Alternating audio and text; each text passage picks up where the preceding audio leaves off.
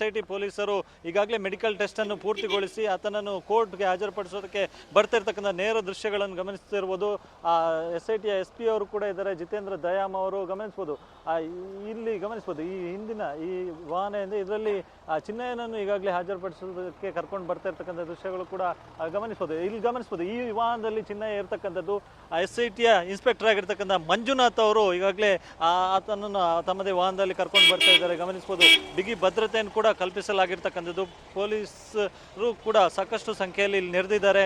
ಈಗಾಗಲೇ ನ್ಯಾಯಾಲಯದ ಒಳಭಾಗಕ್ಕೆ ಆವರಣದೊಳಗೆ ವಾಹನ ಹೋಗಿರ್ತಕ್ಕಂಥದ್ದು.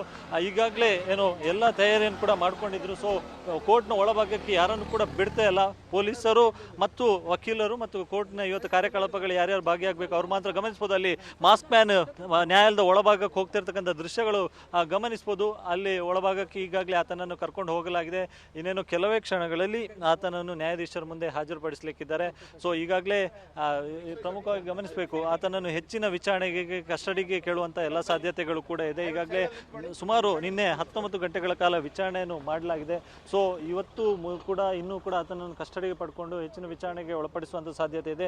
ಈ ಹಿನ್ನೆಲೆಯಲ್ಲಿ ಆತನನ್ನು ಇವತ್ತು ಪೊಲೀಸ್ ಕಸ್ಟಡಿಗೆ ನೀಡಬೇಕು ಅಂತೇಳಿ ಪೊಲೀಸರು ನ್ಯಾಯಾಲಯದ ಮುಂದೆ ನ್ಯಾಯಾಧೀಶರ ಮುಂದೆ ಮನವಿಯನ್ನು ಮಾಡಿಕೊಳ್ಳಲಿಕ್ಕಿದ್ದಾರೆ. ಸೊ ನ್ಯಾಯಾಲಯ ಆತನನ್ನು ಹೆಚ್ಚಿನ ವಿಚಾರಣೆಗಾಗಿ ಕಸ್ಟಡಿಗೆ ನೀಡುವಂಥ ಸಾಧ್ಯತೆ ಕೂಡ ಇದೆ. ಈಗಾಗಲೇ ಆತನ ಮೆಡಿಕಲ್ ಟೆಸ್ಟನ್ನು ಪೂರ್ತಿಗೊಳಿಸಿ ಈಗಾಗಲೇ ಆತನ ನ್ಯಾಯಾಲಯಕ್ಕೆ ಹಾಜರುಪಡಿಸಲಾಗಿದೆ.